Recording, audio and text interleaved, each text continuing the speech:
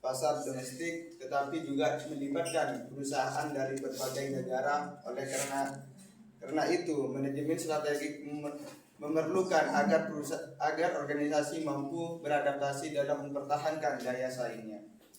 Oke, tadi sudah disebutkan nih mengenai latar belakang. Berarti apa kaitannya tren-tren atau isu-isu dalam strategi? Dengan mengetahui tren atau isu yang berkembang yang dapat mempengaruhi strategi dalam hal pencapaian tujuan, maka perusahaan harus bisa melihat apa tren-tren yang sedang mempengaruhi terhadap bisnis perusahaan, seperti isu-isu yang mempengaruhi terhadap lingkungan bisnis yang dipengaruhi oleh lingkungan eksternal. Seperti apa? Misalnya tren isu yang berkembang sekarang misalnya dilihat dari teknologi.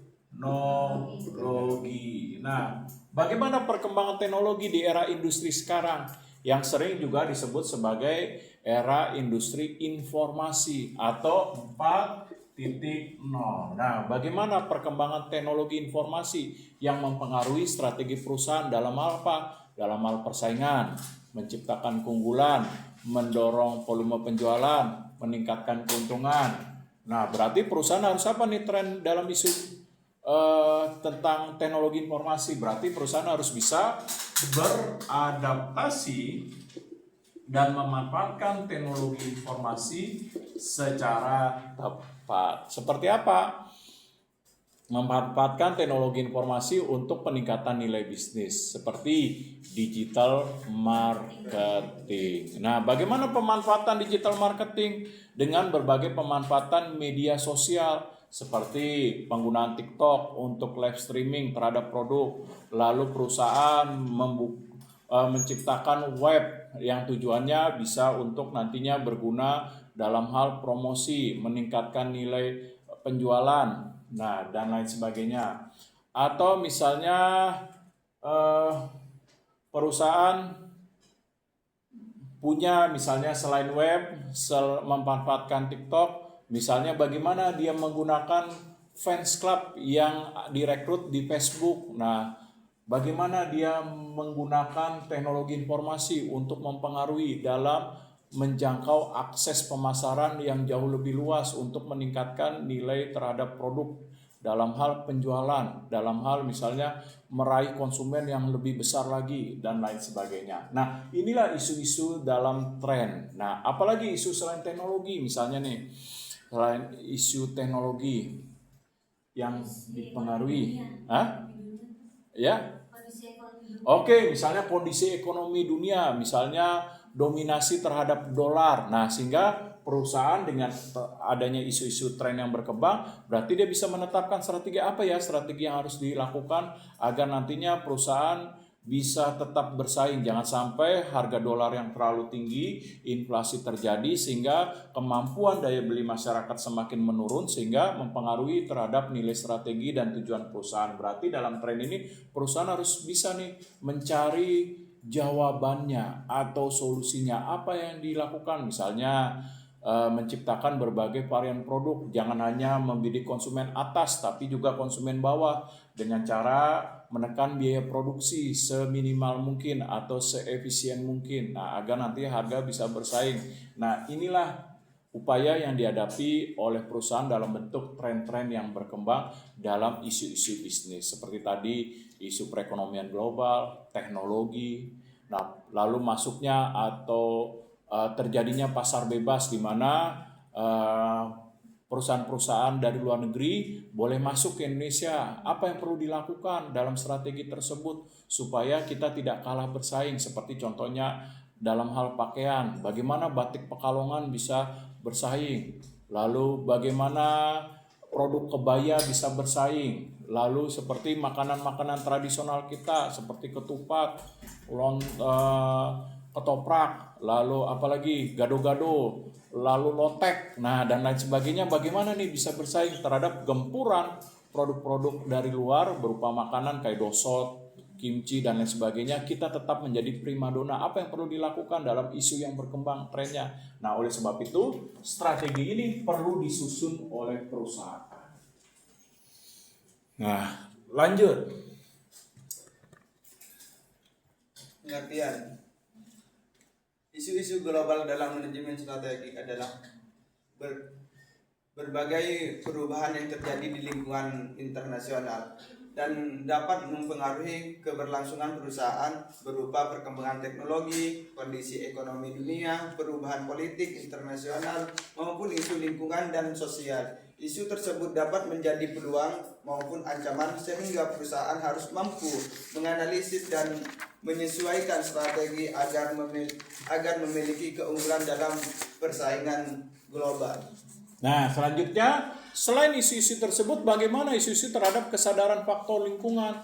Sekarang ini kan faktor lingkungan menjadi perhatian, seperti contohnya Indonesia disorot karena banyaknya pejabat-pejabat publik yang dalam melakukan upaya pengelolaan terhadap nilai bisnis perusahaan dalam bentuk perusahaan negara, sekarang kurang perhatian terhadap faktor lingkungan. Nah, apa yang perlu dilakukan seperti penambangan liar, nah, lalu pertambangan yang tidak ada izinnya, lalu pertambangan yang tidak memperhatikan faktor keseimbangan lingkungan sehingga pernah terjadi di Sumatera banjir longsor dan lain sebagainya. Nah, ini perlu untuk diamati, dicermati dalam tren perkembangan nilai isu global yang mempengaruhi terhadap bisnis. Nah, sekarang itu apa? Berarti mau tidak mau perusahaan harus bisa beradaptasi dengan cara apa? Memperhatikan AMDAL. Apa ini AMDAL? Yaitu mengenai analisis mengenai dampak lingkungan. Jadi apa? Setiap kegiatan bisnis jangan hanya mencari keuntungan, tapi harus ada substansi terhadap lingkungan, seperti keberlangsungan hidup lingkungan yang harus dijaga, seperti kalau perusahaan, pabrik membuang hasil produksi berupa limbahnya, bagaimana supaya tidak mencemari air, udara, tanah. Nah, jangan sampai masyarakat di lingkungan sekitar pada saat mandi gatel. Nah, jangan sampai habis mandi masyarakat di sekitarnya keluar deh jurusung bokong begini-gini. Nah, jangan sampai itu terjadi. Apa yang perlu dilakukan? Berarti harus diperhatikan faktor lingkungan. Nah, jangan sampai misalnya lingkungan tercemari sehingga tidak layak digunakan untuk minum, untuk mandi, dan lain sebagainya. Nah, selain itu juga selain memperhatikan faktor lingkungan, apalagi memperhatikan nilai bisnis. Jangan sampai bisnis hanya memberikan keuntungan bagi perusahaan saja, seperti yang pernah terjadi di Freeport. Nah, masyarakat sekitar Papua tetap miskin, yang kaya hanya perusahaannya saja. Nah, tapi ada bentuk nilai tanggung jawab sosialnya, berupa misalnya bagaimana menghidupkan nilai terhadap perekonomian masyarakat yang ada di bisnis tersebut atau di wilayah perusahaan tersebut, seperti meningkatkan UMKM-nya, apa yang diperlukan, apa yang perlu dibantu, apa yang perlu dikembangkan, dan lain sebagainya. Agar apa? Keberlangsungan dan keberlanjutan bisnis tetap bisa dilakukan. Oleh sebab itu, tren perkembangan isu perlu dilihat supaya bisa meningkatkan nilai perusahaan dalam apa? Menciptakan bisnis yang sehat berdasarkan dari prinsip-prinsip etika. Oke, lanjut. Sini ciri-ciri persaingan. Ya. Oh iya. Oke. 1. Pasar semakin luas. Di sini perusahaan dapat menjual produk berbagai negara sehingga penjualan konsumen semakin banyak. Tidak cuma menjual di dalam negeri, tapi juga menjangkau ke luar negeri juga penjualan. Oke, dengan adanya perhatian isu berarti apa? Kemampuan untuk mengetahui nilai terhadap faktor-faktor dalam lingkungan bisnis itu bisa diketahui dengan baik sehingga dapat mempermudah memasuki lingkungan bisnis internasional global sehingga perusahaan bisa bersaing di lingkungan global dengan baik dengan mengamati tren-tren dan isu yang berkembang sehingga pada saat kegiatan ekspor, kegiatan impor atau melakukan investasi di negara lain itu bisa dilakukan secara tepat. Karena apa? Memahami dan mengetahui tren-tren yang berkembang terhadap isu global yang mempengaruhi kemampuan perusahaan dalam memasuki kawasan bisnis internasional. Nah, ini dia. Oke. 2. Perubahan bisnis berlangsung cepat. Di sini tren pasar, selera konsumen dan teknologi berubah sangat dinamis. Jika perusahaan lambat beradaptasi, mereka akan tertinggal secara perlahan. Oke, sekarang kita lihat bagaimana perkembangan bisnis yang begitu cepat dan inovasi. Contohnya kita lihat nih, bahwa dulu ketika kita melakukan bisnis berupa penjualan CD, penjualan DVD, penjualan laserdisc, dan berbagai alat untuk menontonnya itu sangat laku. Tapi sekarang kita lihat dengan perkembangan teknologi yang begitu cepat, orang sekarang saya lihat malas untuk nonton di CD, DVD, dan laserdisc. Karena apa? Sudah ada yang menggantikan kok.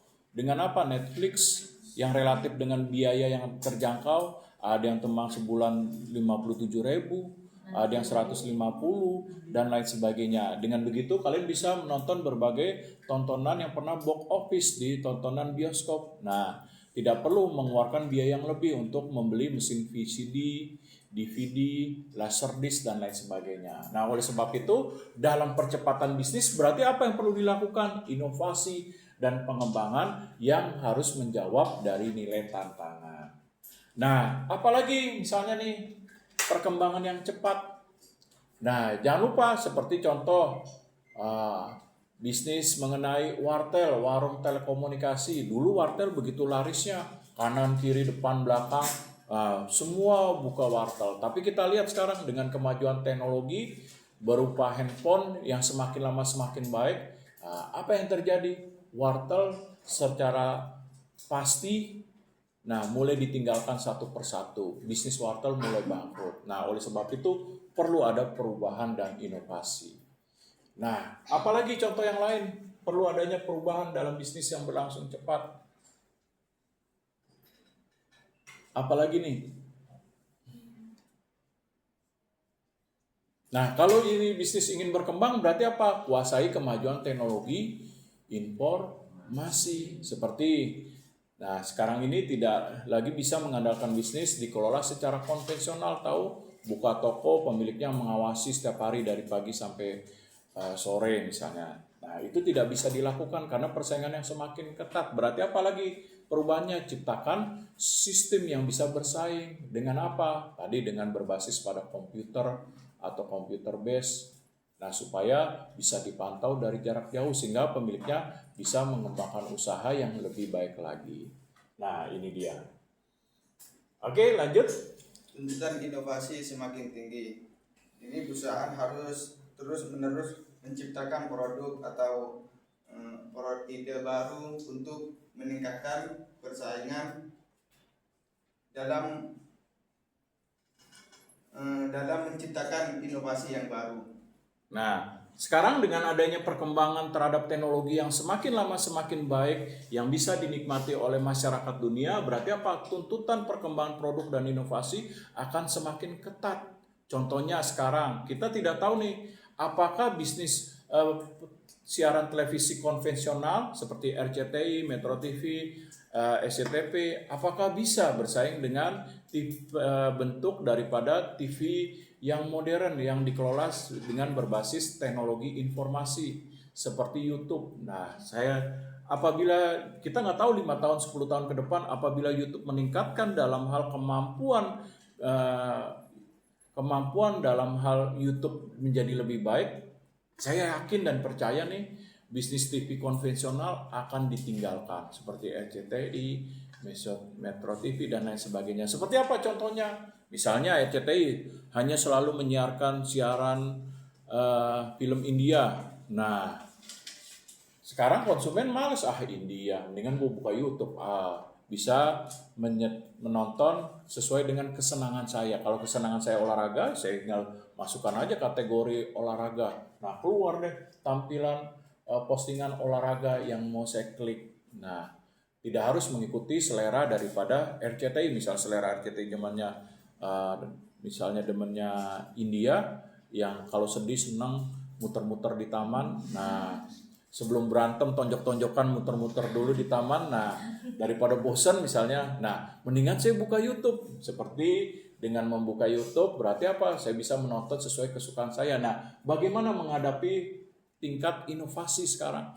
Nah, ketidakmampuan perusahaan dalam menjawab inovasi dan perkembangan dalam bisnis berarti siap-siap harus ditinggalkan. Nah, lanjut. Pasar semakin ketat. semakin banyak perusahaan yang bersaing sehingga kualitas harga dan pelayanan harus lebih baik untuk menarik pelanggan. Nah, sekarang kita lihat nih persaingan yang semakin ketat di pasar. Dulu pasar otomotif hanya dikuasai oleh industri yang dihasilkan oleh Eropa. Kita lihat sekarang persaingan industri otomotif tidak hanya di Eropa, bahkan di kawasan Asia sekarang juga semakin berkembang. Tidak hanya dikuasai Jepang, tetapi sekarang kita lihat Korea, nah lalu juga China, Taiwan, ikut meramaikan terhadap nilai persaingan dalam industri otomotif. Berarti apa? Mulai timbulnya berbagai negara-negara yang ikut bersaing dalam suatu industri, seperti industri otomotif. Nah, kalau banyak pelaku-pelaku dalam bisnis yang ikut bersaing, berarti apa tandanya? Nah, ini dia, pasar semakin ketat, semakin kompetitif. Bahkan dulu India hanya berbasis kepada film Bollywood. Nah, sekarang ikut juga dalam industri otomotif. Seperti apa? Motor tuh ada motor dari India, tahu? Bajaj. Nah, ini Bajaj. Nah, motor dari India. Nah, berarti apa? Nih persaingan semakin ketat.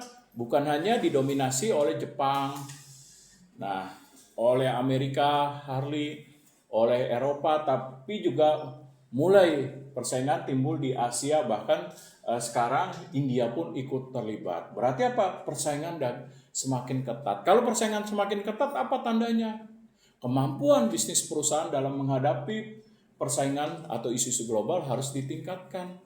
Dalam apa? Dalam inovasi, pengembangan produk, menjawab kebutuhan konsumen, dan lain sebagainya. Oke, lanjut. Di sini ada dampak globalisasi terhadap perusahaan. Bapak. Oke. Nggak diomelin satu lagi.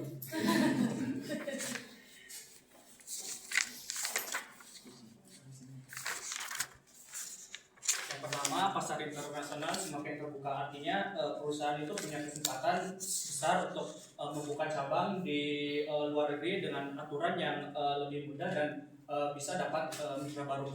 Yang kedua itu ada akses teknologi yang lebih murah, artinya perusahaan bisa mengadopsi teknologi canggih dari negara lain untuk mempercepat dan mempermudah proses kerja mereka.